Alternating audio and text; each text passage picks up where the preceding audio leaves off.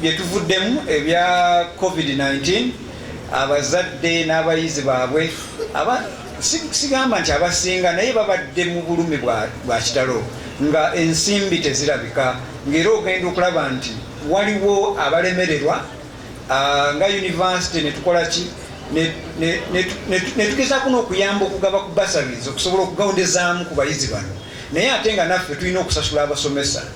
N'olwekyo enkolagana eno bwejja ejjawo embeera eyo naffe tulina gye tuddukira ne tugamba bana babiganye nga mutuufu biganye genda olabe Higher Education Students Financing Board bw'oba otuukiriza ebisaanyizo byayo ejja kukwatirako osobole okukakkalabya emisomo gyo nga teri kutaataaganyizibwa ate kitandisobose singa tetulina nkolagana eno.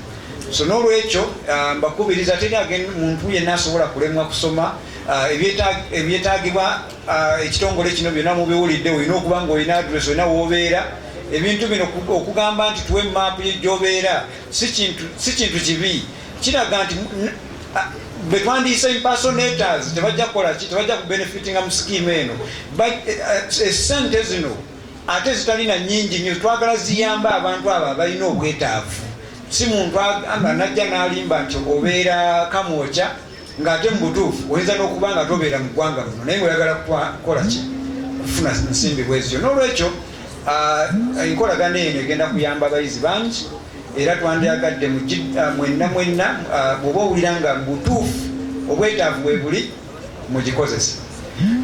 No need to have any further excuses that maybe you can't even afford the affordable tuition. If you can't afford affordable tuition, then there is a financing agency to rescue your dream. So they are here. And we will talk about that more. But honestly, if you look around, most universities in this country charge times 2 or times 3 of what we charge. So I don't expect any of you to really fail to raise the tuition that we charge.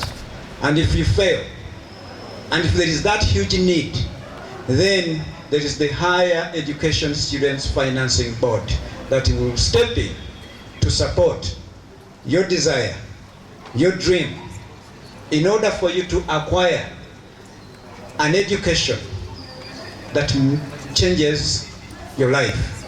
We are a university that does not obsess so much with exams because we know very well that exams do not shape. I recognize my own because you are dear to all of us, and that's why we are here. My dear staff, whom I already introduced. Zeza konyo okubidda mu bulungi naye nange kanyongereka kubyayogedde amanya bamutawanya mu maiko nga z'okulira kitongole kye bayita Higher Education Students Financing Board mu bintu bakiyita student loan scheme nga kyateekebwawo gavumenti mu 2014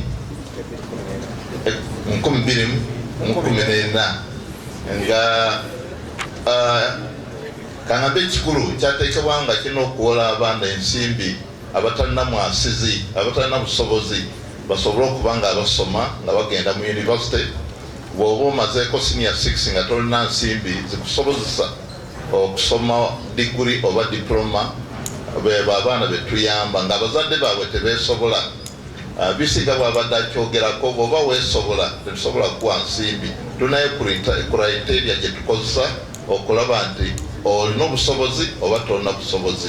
Okuviira ddala mu 2014 tusobodde okuweerera abaana baweerera ddala 1,2078 ng'abaana abo obasanga abasinga obungi bakola diguri abatono abaweerera ddala 10,000 ku abo bakola diploma.